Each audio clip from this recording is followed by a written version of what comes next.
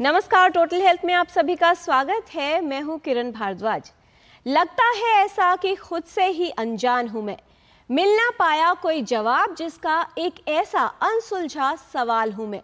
रहता हूं आजकल खुद से ही बेखबर, अपनी ही आंखों में एक अजनबी सा ख्वाब हूं मैं। व्यक्ति के जीवन में कई बार ऐसा होता है कि उसका व्यवहार और उसकी बोलचाल से लेकर व्यक्तित्व में कई ऐसे बदलाव आते हैं कि न सिर्फ आसपास के लोग बल्कि वो खुद भी अपनी पर्सनैलिटी या व्यक्तित्व को पहचान ही नहीं पाता। यदि ये बदलाव अचानक हो और बिना किसी कारण के हो तो कई बार ये मानसिक विकार या स्वास्थ्य समस्या का लक्षण हो सकता है। आज हम बात करेंगे एक ऐसे ही मानसिक रोग के बारे में, स्किज़ोफ्रेनिया।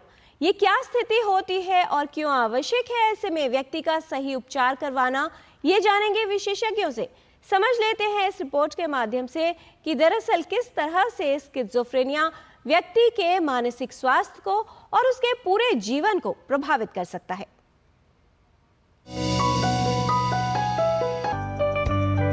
स्किज़ोफ्रेनिया एक गंभीर मानसिक विकार है जो व्यक्ति के सोचने, महसूस करने और व्यवहार के तरीके को प्रभावित करता है। इसके कारण व्यक्ति को मतिभ्रम, भ्रम और अव्यवस्थित सोच व व्यवहार से संबंधित समस्याएं हो सकती है। मतिभ्रम में व्यक्ति को ऐसी चीजें दिखाई देती है या ऐसी आवाजें सुनाई देती हैं जो वास्तविकता में नहीं होती। भ्रम में ऐसी चीजों के बारे में दृढ़ विश्वास होता है जो सत्य नहीं होती। स्किज़ोफ्रेनिया से प्रभावित व्यक्ति वास्तविकता से संपर्क खो सकता है, जिससे दैनिक जीवन में कठिनाई हो सकती है। स्किज़ोफ्रेनिया से प्रभावित व्यक्ति में भ्रम की स्थिति, ऐसी चीजें दिखना या सुनना जो वास्तविक नहीं है, सोचने, महसूस करने संबंधित समस्याएं होना, उसके व्यवहार में अचानक बदलाव, अव्यवस्थित भाषण और सोच, अव्यवस्थित व असामान्य मोटर व्यवहार और सामाजिक रूप से अलग रहना जैसे लक्षण हो सकते हैं। क्योंकि स्किज़ोफ्रेनिया से प्रभावित कुछ लोग ये नहीं जानते कि उन्हें एक मानसिक स्वास्थ्य समस्या है, इसलिए उन्हें इसका उपचार करवाना आवश्यक नहीं लगता। स्किज़ोफ्रेनिया भूत प्रेत का प्रभाव नहीं बल्कि एक मानसिक रोग है। यदि इसके कोई भी लक्षण नजर आए तो आवश्यक है कि एक विशेषज्ञ से परामर्श लें और इसका सही उपचार करवाया जाए। किरण भारद्वाज, डीडी न्यूज। मानसिक समस्याओं की पहचान करना कुछ मुश्किल होता है क्योंकि सामान्य सर्दी, जुकाम या किसी अन्य बीमारी की तरह इनके कोई विशेष लक्षण प्रारंभिक अवस्था में नहीं आते। आवश्यक है कि इसके विषय में जानकारी और जागरूकता हो और इसीलिए हमने विशेषज्ञों को यहाँ स्टूडियो में बुलाया है बात करने के लिए स्किज़ोफ्रेनिया क्या स्थिति है और कितना चुनौतीपूर्ण जीवन हो सकता है इसकी वजह से, साथ ही इलाज के क्या विकल्प हैं ये भी बताएंगे यहाँ उपस्थित विशेषज्ञ। तो आइए इस पैनल से आपका परिचय करा दें। इस विषय पर बात करने के लिए हमारे साथ उपस्थित है doctor RP. Beniwal, professor psychiatry, centre of excellence in mental health, Atal Bihari Vajpayee institute of medical sciences and doctor Ram Manohar Lohia hospital.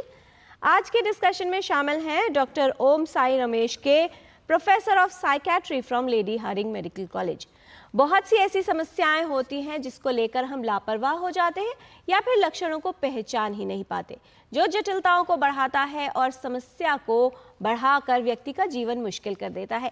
Schizophrenia एक मानसिक विकार या रोग है। इससे संबंधित कोई जानकारी अगर आप लेना चाहते हैं या कोई समस्या जिसका समाधान आप हमारे विशेषज्ञों से लेना चाहते हैं तो हमारे टोल फ्री नंबर पर आप कॉल कर सकते हैं। नंबर है 1800111234। आप अपने प्रश्न ईमेल के माध्यम से भी हम तक पहुंचा सकते हैं। ईमेल एड्रेस है ddnewstotalhealth@gmail.com। तो आइए जानकारी की शुरुआत करते हैं और समझते हैं इस स्थिति के बारे में। सबसे पहले डॉक्टर बेनीवाल, आपसे जानना चाहेंगे कि जैसा कि अक्सर मानसिक रोगों को लेकर होता है, हर व्यक्ति का नजरिया कि अगर विशेषज्ञ के पास गए तो लोग क्या कहेंगे, कितना चुनौतीपूर्ण रहता है और इस समस्या को लेकर फिलहाल जागरूकता का क्या स्तर आप देखते हैं लोगों में?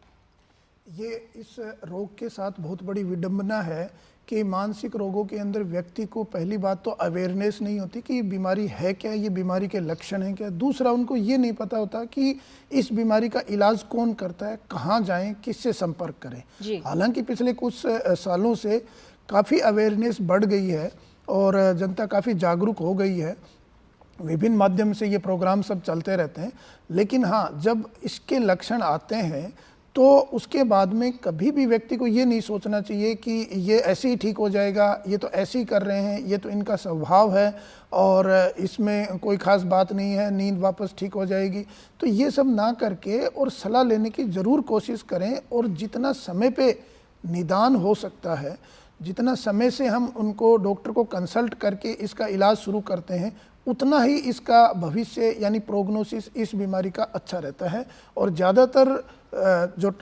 ज़्यादातर केसेस में हम देखते हैं कि समय काफ़ी गंवा दिया जाता है। जब डॉक्टर के पास मरीज़ पहुंचता है तो वो 1 साल, 2 साल, 4 साल की देरी के बाद आता है।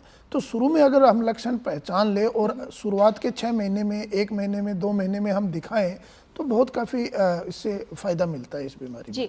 डॉक्टर रमेश, अक्सर जब मेंटल इलनेसेस की बात होती है तो इसे लेकर जो स्टिग्मा है कि यदि हम डॉक्टर के पास गए तो लोग क्या कहेंगे, उनका नज़रिया हमें लेके क्या होगा, क्या एक पागलपन की जो एक उनको संज्ञा दी जाती है, क्या उस तरह से व्यक्ति को देखा जाएगा और शायद न सिर्फ व्यक्ति का बल्कि पूरे परिवार की जो जीवन है वो भी कहीं ना कहीं प्रभावित होता है। क्या बड़ी चुनौती आपको लगती है? क्योंकि लोगों को बहुत सी जगह जहां वो जाते हैं विशेषज्ञों से पहले, वहां पर उनको लगता है क्विक सॉल्यूशन मिलेगा, बहुत आसानी से उपलब्ध होगा और शायद कोई चमत्कार होगा जिसकी वजह से समस्या हट जाएगी। हाँ जी, तो ये जो बीमारी स्किज़ोफ्रेनिया जो मानसिक बीमारी जो है, कई बार ऐसा होता है कि परिवार और यानी तो बंदे जो जिसको भी ये बीमारी होता है तो तुरंत साइकेट्रिस्ट के पास आता नहीं है। उससे पहले कई लोगों के पास चले जाते हैं, जैसे कि मंदिरों में चले जाता है, बालाजी मंदिर आपने सुना होगा नाम। क्वैक्स बहुत सारे लोग हैं जो आसानी तो से चमत्कारी रूप से इलाज करने का दावा करते हैं। लोगों को ऐसा लगता है कि उनका कोई ऐसा चमत्कार हो जाएगा और इजी क्विक सॉल्यूशन मिल जाएगा, बट लेकिन सच्चाई ये है कि ऐसा कोई करने से ये बीमारी हटेगा नहीं है। और ये बीमारी ऐसा कोई ऊपरी चक्री नहीं है, और ये तो एक बायोलॉजिकल डिज़ॉर्डर है, मतलब एक न्यूरोसाइकेट्रिक डिज़ॉर्डर है, मतलब ये it is related to our brains. तो देयरफॉर हम सभी लोगों को ये अवेयरनेस क्रिएट करना बहुत ज़रूरी है। इसलिए ऐसा प्रोग्राम्स करने से अवेयरनेस थोड़ा ज़्यादा बढ़ने से लोगों को एक्सेप्टेंस आ जाएगा। और जैसे डॉक्टर साहब ने बताया कि देर करना नहीं है और कितना जल्दी हो सके तो उतना जल्दी डॉक्टरों के पास, साइकेट्रिस्ट के पास जाके इलाज कराना बहुत ज़रूरी है। जी, और जल्दी तभी पहुंच सकते हैं लोग विशेषज्ञों के पास डॉक्टर रमेश, जब उन्हें जानकारी हो कि समस्या क्या है, सही है, और कैसे प्रेजेंट करती है। सबसे पहले आपसे यही जान लेते हैं कि जब भी किसी को इस रोग की शुरुआत होती है, सबसे पहले कौन सी उम्र में अधिक खतरा होता है इसकी शुरुआत होने का, इनिशिएशन कब होगा, और दूसरा कौन से वो लोग हैं जिनमें ये समस्या होने की संभावना हो सकती है? आपने काफ़ी अच्छा प्रश्न पूछा है मैडम। एक्चुअली जैसे मोस्ट ऑफ द मानसिक बीमारियां जो होता है वो ये एडोलेसेंस पीरियड में शुरू हो जाता है और यंग अडल्टहुड में शुरू हो जाता है। वैसे ये स्किज़ोफ्रेनिया भी काफ़ी लोगों में हम ये देखने को मिलता है कि 15 से 25 साल के बीच उम्र में शुरुआत होता है। तो ये एक ऐसा वो इम्पॉर्टेंट दशा है अपना ज़िंदगी में, तो इस पीरियड में ये बीमारी शुरू होने का संभावना ज़्यादा रहता है। हमने ये देखा है कि पूरा वर्ल्ड वाइड डाटा जो भी देखने को मिलता है उसी एज ग्रुप में ज़्यादा शुरुआत होता है। और आपने पूछा है कि इन ऐसा कोई फैक्टर्स होता है क्या, कोई रिस्क फैक्टर्स होता है जो हम आइडेंटिफाई कर सकते हैं क्या?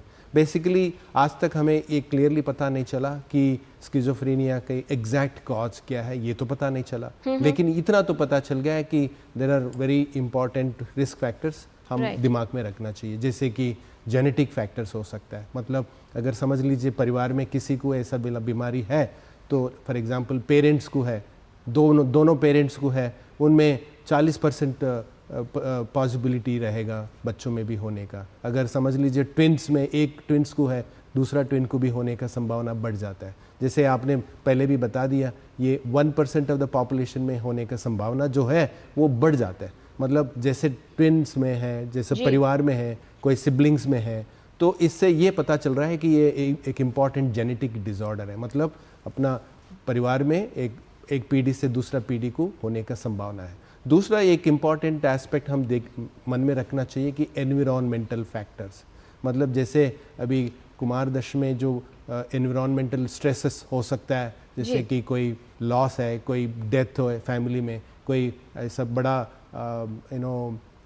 कोई भी बड़ा ऐसा ट्रॉमेटिक इंसिडेंट, बिल्कुल ऐसा कोई ट्रॉमेटिक इंसिडेंट से जब भी देखने को मिलता है तो ये शुरुआत होने का संभावना ये रहता है। तो ये सारे चीज़ हम दिमाग में रख के हम बच्चों जो लोगों को इस दशा में गुजर रहा है उनको जल्दी से जल्दी आइडेंटिफाई करने के लिए कोशिश करना चाहिए। जी, बहुत सारे ईमेल्स हमारे पास आ गए हैं डॉक्टर बेनीवाल। राजेश जी का एक ईमेल है, वो ये कह रहे हैं कि अक्सर ऐसा होता है कि व्यक्ति में जब किसी भी मेंटल हेल्थ प्रॉब्लम की शुरुआत होती है तो लक्षण क्योंकि बहुत ज़्यादा प्रोमिनेंट नहीं होते तो समझ ही नहीं पाते कि समस्या क्या हो रही है और क्यों हो रही है।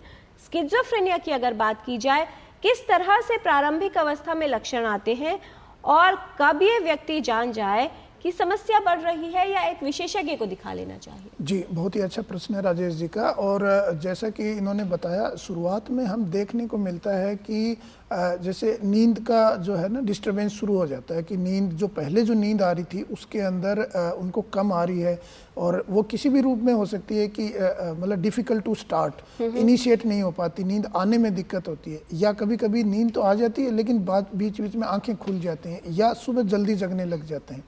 और उनका जो व्यवहार है वो एकाकीपन, आइसोलेशन में, अपने आप में रहने, व्यक्ति अपने आप में रहने की कोशिश करता है, दूसरों से कम बात करता है, कमरे के अंदर ही बंद रहना चाहता है, और छोटी छोटी बात पे उनका चिड़चिड़ापन हो जाता है कि वो छोटी सी बात पे झल्लाने लग जाते हैं। और जो कॉमन लक्षण है, ये तो एक आम हो गए, जो स्किज़ोफ्रेनिया के जो लक्षण है उसके अंदर सबसे जो मेन लक्षण है वो भ्रम का लक्षण है। जैसे व्यक्ति शक करने लग जाता है, तो किसी के ऊपर भी शक, और ये शक कई प्रकार का हो सकता है। मतलब पति पत्नी है वो आपस में एक दूसरे पे शक कर सकते हैं, या कोई भी इंसान दूसरे और लोगों पे जो पास में है उनके ऊपर शक करने लगता है कि ये मेरी बातें तो नहीं कर रहे हैं, मेरी बुराई तो नहीं कर रहे हैं।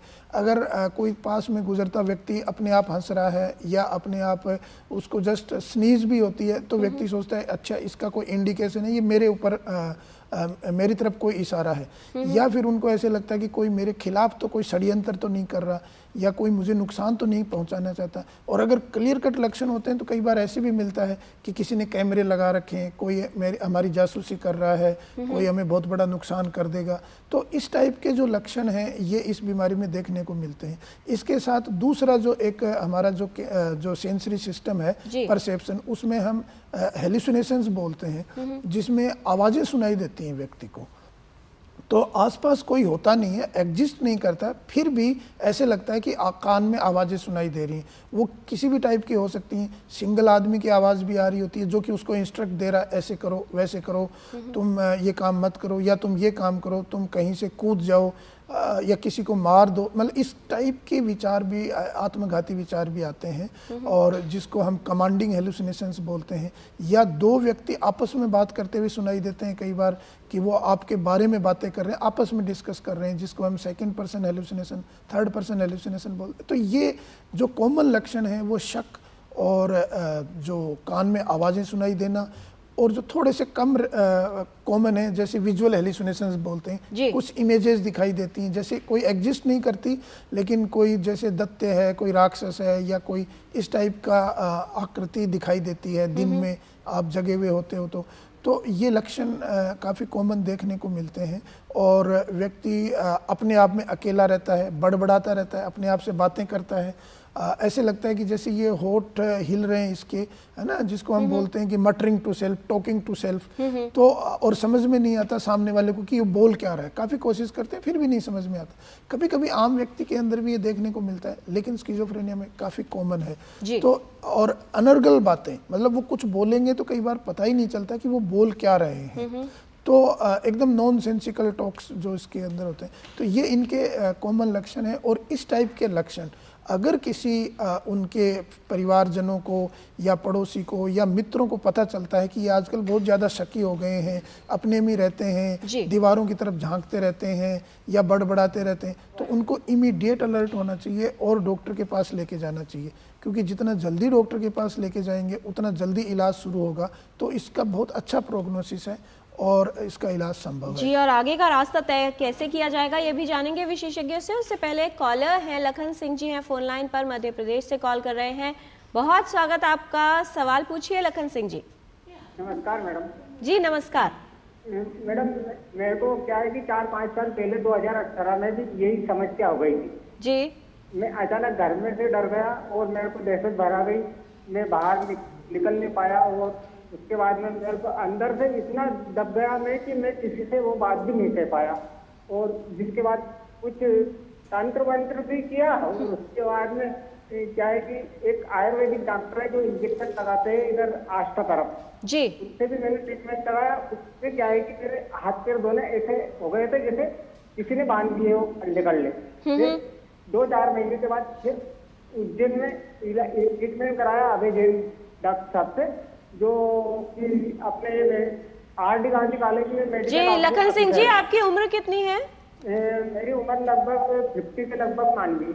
जी, डॉक्टर रमेश, क्या आप इन्हें एडवाइस करना चाहेंगे? जो बात हम कर रहे थे कि सबसे पहला पॉइंट होता है विशेषज्ञ नहीं बल्कि कोई और, किस तरह से इनको आप एडवाइस करना चाहेंगे कि आगे एक विशेषज्ञ की सलाह से इनको इलाज करवाना चाहिए?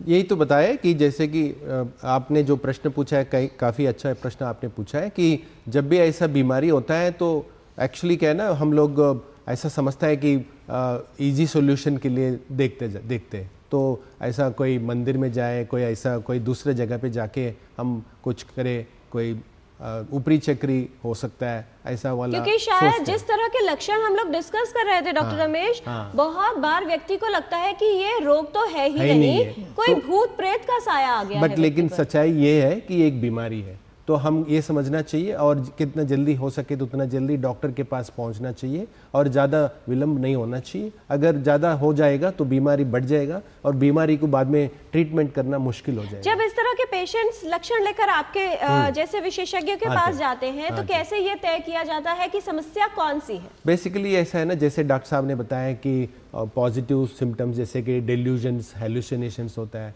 नेगेटिव सिम्टम्स भी होता है, कभी कभी बंदा बोलना कम कर देता है, कभी कभी कुछ काम जो करता था वो सारे चीज़ बंद कर देते हैं, जैसे कि स्कूल जाने वाला बच्चा बंद कर देते हैं स्कूल जाना, काम करने वाला काम करना बंद कर देते हैं, किसी से मिलना जुलना बंद हो जाएगा। ये सारे चीज़ मिला के हम ये बीमारियों में देखने के लिए मिलता है। और इसके साथ साथ में उनका अटेंशन भी कम हो जाता है, किसी चीज़ को काम कैसे करना है, मेमोरी कम हो जाएगा। तो क्या इसको डायग्नोस करने के लिए कोई विशेष जांच भी की जाती है या क्लिनिकली एग्जामिन करके ही तय किया जाएगा कि स्किज़ोफ्रेनिया? ये बीमारी ऐसा बीमारी है, किसी कोई इन्वेस्टिगेशन करने की ज़रूरत नहीं, जांच करने की ज़रूरत नहीं है, डॉक्टर के पास जाना चाहिए, क्लिनिकल असेसमेंट कराना चाहिए और जितना भी सिम्टम्स अभी जो हम डिस्कस किया वो सारे सिम्टम्स को बेसिस करके हम डायग्नोसिस करते हैं। जब भी डायग्नोसिस करते हैं जैसे कि एक पर्टिकुलर क्राइटेरिया फॉलो करते हैं, इंटरनेशनल क्लासिफिकेशन ऑफ डिसीजेस बोलते हैं या नहीं तो DSM, diagnostic and statistical manual बोलते हैं। इसमें जो क्राइटेरिया लिख रखा है और उस क्राइटेरिया का हिसाब से हम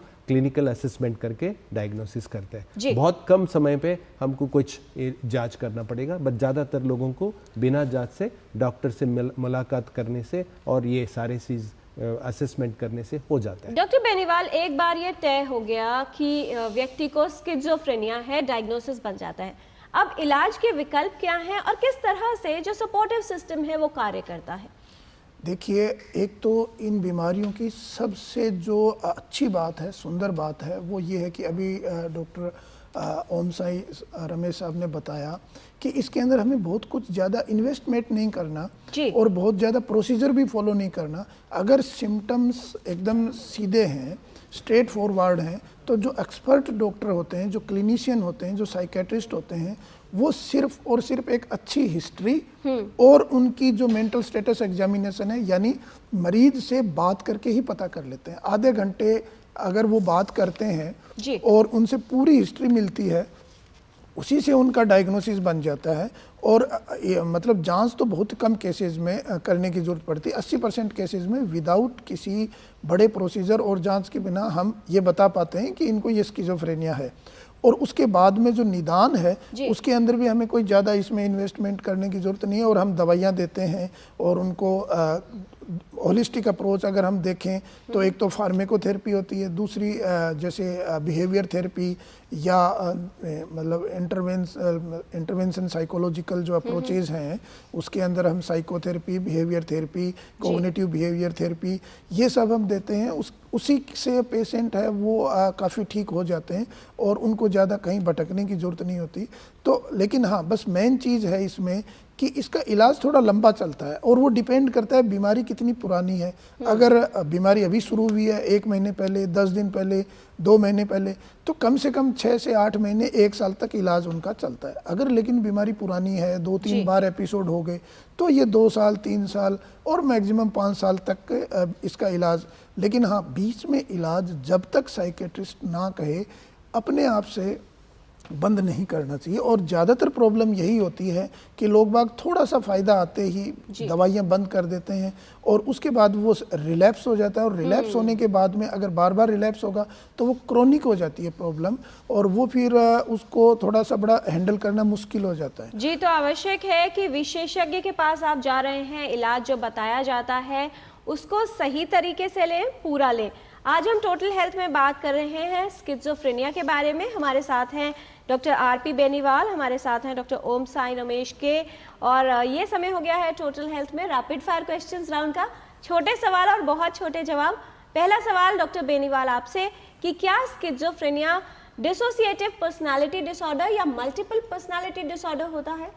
नहीं, ये मिथ है, ये डिसोसिएटिव नहीं। लेकिन हाँ, शुरुआत में जब इसकी खोज की गई थी तो स्प्लिट पर्सनालिटी इसको बोला था, क्योंकि इसके अंदर व्यक्ति है ना वो थोड़ा सा अबनॉर्मल बिहेव करता है, वो अपनी इनसाइट उसमें पुअर रहती है, उसको ये नहीं पता कि वो रियलिटी के टच में नहीं रहता। बिल्कुल। डॉक्टर रमेश, क्या ये ऊपरी भूत प्रेत का साया या ऊपरी हवा का प्रभाव होता है? बिल्कुल नहीं है, क्योंकि ये एक न्यूरोसाइकेट्रिक बीमारी है और इसके लिए ट्रीटमेंट बिल्कुल देना चाहिए। ऐसा टाइम वेस्ट नहीं करना चाहिए। डॉक्टर बेनीवाल, क्या स्किज़ोफ्रेनिया के खतरे को बढ़ा सकता है यदि शिशु को जन्म के समय ब्रेन में सही ऑक्सीजन न मिले या उसका पोषण कम रह जाए? हाँ, इससे हम कोरिलेट कर सकते हैं। जो इसके रिस्क फैक्टर हैं उससे ये संबंधित हो सकता है। क्या इसके लक्षण सभी में अचानक आते हैं और बहुत तीव्र होते हैं? डॉक्टर रमेश? नहीं, ऐसा है, कुछ लोगों को ये थोड़ा धीरे धीरे शुरू हो जाता है, ज़्यादातर लोगों को टाइम लगता है, 1-2 साल भी लग सकता है। बट कभी कभी किसी मरीजों में हमने ये देखा है कि तुरंत भी प्रेजेंट करता है। तो हर तरीका का प्रेजेंटेशन देखने को मिलता है। डॉक्टर बेनीवाल, क्या व्यक्ति का व्यवहार या सोच इससे प्रभावित हो सकती है? यस, बिल्कुल हो सकती है। डॉक्टर रमेश, क्या अपने आसपास के लोगों से दूर हो जाना यानी सोशल विड्रॉल या नींद में समस्या होना इसका प्रारंभिक लक्षण हो सकता है? हो सकता है, किसी मरीजों में ये सिम्टम्स के साथ प्रेजेंट करता है। बट क्योंकि जैसे ये डॉक्टर साहब ने बताया कि बहुत सारा इंपॉर्टेंट चीज़ है जो डिल्यूशंस, हेलुसिनेशंस होता है, तभी हम स्किज़ोफ्रेनिया के बारे में सोचना चाहिए। किसी ने थोड़ा कम सोया, कम बात किया, तुरंत हम ये डायग्नोसिस के बारे में सोचना नहीं चाहिए। क्या ऐसे व्यक्ति का व्यवहार इरिटेबल हो सकता है, चिड़चिड़ापन, या उसमें डिप्रेशन की संभावना होती है? डॉक्टर बेनीवाल? बिल्कुल हो सकती है। हेलुसिनेशंस क्या स्किज़ोफ्रेनिया के हर रोगी में प्रोमिनेंट लक्षण या सिम्टम होता है? डॉक्टर रमेश? हाँ जी, ये प्रोमिनेंट है। और जैसे हमने बताया कि डॉक्टर साहब ने बताया कि पॉजिटिव सिम्टम्स जो डिल्यूजन्स, हेलुसिनेशन, इन दोनों में एक तो होना चाहिए, नहीं तो कभी कभी एक मरीज में दोनों चीज़ होना जरूरी है टू कंसिडर द डायग्नोसिस। क्या ऐसे रोगी डेंजरस, वायलेंट या हिंसात्मक हो सकते हैं? डॉक्टर बेनीवाल? जी, बिल्कुल हो सकते हैं। कुछ केसेस के अंदर ये डेंजरस हो सकते हैं। ऐसे व्यक्तियों को कुछ ऐसी आवाजें सुनाई दे सकती हैं और लोग दिखाई दे सकते हैं जो उनके प्रियजन हो और उनकी मृत्यु हो चुकी हो? डॉक्टर रमेश? बिल्कुल, इसी को कहते हैं कि हेलुसिनेशंस, जो दूसरों को दिखाई नहीं देता है बट लेकिन इनको दिखाई देता है, जो रियलिटी से थोड़ा दूर रहेगा ये लोग। डॉक्टर बेनीवाल, अगर माता पिता में से किसी को ये समस्या है तो ये माना जाए कि उसी बच्चे को ये समस्या होगी? सभी में नहीं, लेकिन हाँ प्रतिशत थोड़ी बढ़ जाती है, संभावना बढ़ जाती है अगर माता पिता में है तो। बहुत से लोग ये सोचकर डरते हैं डॉक्टर रमेश कि अगर स्किज़ोफ्रेनिया का टैग लग गया तो व्यक्ति को पूरा जीवन अस्पताल में ही बिताना पड़ेगा या उसको एक मेंटल पेशेंट की संज्ञा दे दी जाएगी। नहीं, बिल्कुल नहीं। इनफैक्ट खासकर अभी जो हमारा डेवलपमेंट मेडिसिन में इतना ज़्यादा हो गया, बहुत अच्छा दवाई मिल रहा है, अभी हम बिल्कुल ऐसा सोच नहीं सकते कि ज़िंदगी भर बीमारी रहेगा और ट्रीटमेंट का ज़रूरत नहीं पड़ेगा। कुछ लोग ये भी मानते हैं डॉक्टर बेनीवाल की ये जो दवाएं होती हैं स्किज़ोफ्रेनिया के उपचार के लिए दी जाती हैं, ये एडिक्टिव होती हैं और इनकी लत पड़ जाती है। नहीं, ये बिल्कुल गलत है। कुछ दवाइयाँ जो होती हैं एडिक्टिव वो हम स्किज़ोफ्रेनिया में यूज़ नहीं करते, और अगर ज़रूरत पड़ती है तो वो हम शुरू के 10 या 15 दिन तक ही यूज़ करते हैं। क्या ऐसे व्यक्ति अपना कार्य ठीक से नहीं कर सकते डॉक्टर रमेश? हाँ, कुछ थोड़ा असर तो रह सकता है उनका काम के ऊपर, उनका जीवन के ऊपर, उनका रिलेशनशिप के ऊपर, बट लेकिन अगर सही समय पे सही डायग्नोसिस हो गया, सही ट्रीटमेंट मिल गया तो शायद हम अवॉइड भी कर सकते हैं। कोई लोगों को लगता है कि क्वैक्स के पास या झोला छाप डॉक्टरों के पास जाएंगे तो आसानी से सरल और बहुत ही मुनाफे में रहेंगे क्योंकि उपचार उसका बहुत ही आसान होगा। डॉक्टर बेनीवाल, ये बिल्कुल ही गलत अवधारणा है, और उनको सिर्फ और सिर्फ जो क्वालिफाइड साइकेट्रिस्ट होते हैं उन्हीं को कंसल्ट करना चाहिए और उनसे इलाज लेना चाहिए। जैसे ही लक्षण कम हो यानी इलाज का असर आने लगे तो क्या ये दवाएं बंद कर देनी चाहिए बिना डॉक्टरी सलाह के? डॉक्टर रमेश, नहीं, ये दवाई का जैसे अभी डिस्कस किया है थोड़ा लंबा चलाना पड़ेगा। सिम्टम्स कम होने के बाद, बीमारी कम होने के बाद भी हमको जारी रखना पड़ता है क्योंकि ये सिम्टम्स दोबारा होने का संभावना रहता है, तो इसलिए थोड़ा लंबा समय के लिए ये दवाई देना पड़ेगी। क्या इसमें काउंसलिंग, सोशल स्किल ट्रेनिंग और टॉक थेरेपी से लाभ हो सकता है डॉक्टर बेनीवाल? बिल्कुल। फार्मेकोथेरेपी यानी दवाइयों के साथ में ये भी अगर होता है तो बहुत अच्छा लाभ होता है। जी, क्या संदेश देना चाहेंगे डॉक्टर रमेश हमारे व्यूअर्स के लिए? बस ये एक मन में रखना चाहिए, एक मानसिक बीमारी है और इसका ट्रीटमेंट अवेलेबल है और ज़्यादा स्टिग्मा नहीं रखना चाहिए। ऐसा जिसको भी ये बीमारी है उनको एक कॉमन मैन जैसे देखना चाहिए, उनको एक्सेप्ट करना चाहिए, परिवार भी एक्सेप्ट करना है, कम्युनिटी भी एक्सेप्ट करना है और दवाई को बिल्कुल यूज़ करना चाहिए। दवाई को कभी कभी अवॉइड नहीं करना चाहिए और बिल्कुल लाइफ क्वालिटी ऑफ लाइफ को इम्प्रूव करना। डॉक्टर बेनीवाल, आपका संदेश उन लोगों के लिए जो इसे भूत प्रेत का साया मानते हैं, ऐसे लोगों को एक्सेप्ट नहीं करते या कार्य भी नहीं देते हैं? ऐसा है कि जैसे शरीर के और अंगों की बीमारी होती है, जैसे हार्ट की बीमारी है, फेफड़ों की बीमारी है, लीवर की बीमारी है, वैसे ही ब्रेन भी हमारे शरीर का एक अंग है। और जैसे कि हाइपरटेंशन है, डायबिटीज़ है, अस्थमा है, रूमेटॉइड आर्थराइटिस है, इस टाइप की जो बीमारियां हैं, सेम स्किज़ोफ्रेनिया भी वही जैसी बीमारी है। तो इसलिए और अंगों जैसी ये बीमारी है, इसका पूरी तरह से इलाज है, इसको अलग से नहीं देखना चाहिए और जितना कम इसमें स्टिग्मा हो उतना ध्यान रखें और शरीर के अन्य अंगों की तरह ही इसको समझें। ये अलग बीमारी नहीं है और इसका पूरी तरह से इलाज है। बहुत धन्यवाद इस तमाम जानकारी के लिए डॉक्टर आरपी बेनीवाल, डॉक्टर ओम साई रमेश, आप दोनों का ही जाहिर तौर पर बहुत से भ्रमों को दूर किया है विशेषज्ञ ने और ये भी बताया है कि स्किज़ोफ्रेनिया कोई भूत प्रेत का या ऊपरी हवा का साया नहीं है बल्कि एक मानसिक रोग है। सही समय पर सही तरीके से यदि इसका पूरा इलाज करवाया जाता है तो व्यक्ति की क्वालिटी ऑफ लाइफ यानी जीवन को भी बेहतर बनाया जा सकता है और जटिलताओं को कम किया जा सकता है। बहुत सी समस्याएं हैं जो जीवन में हम खुद बढ़ाते हैं और उसके पीछे या तो हमारी लापरवाही या जागरूकता का अभाव होता है। मानसिक रोग उन्हीं में से एक है। अपने मानसिक स्वास्थ्य और ये कहेंगे कि संपूर्ण स्वास्थ्य को लेकर जागरूक रहे। यदि कोई असामान्य लक्षण होता है तो एक विशेषज्ञ से ही परामर्श लें और क्या कारण है, किस तरह से इलाज किया जाएगा, वो विशेषज्ञ के परामर्श पे ही तय होगा। अपने स्वास्थ्य संबंधित जानकारी के लेकर हम आप तक आते रहेंगे और जानकारी और जागरूकता का ये सिलसिला ऐसे ही जारी रखेंगे टोटल हेल्थ के माध्यम से। आज के कार्यक्रम में फिलहाल इतना ही। हमारी पूरी टीम को दीजिए अनुमति। नमस्कार।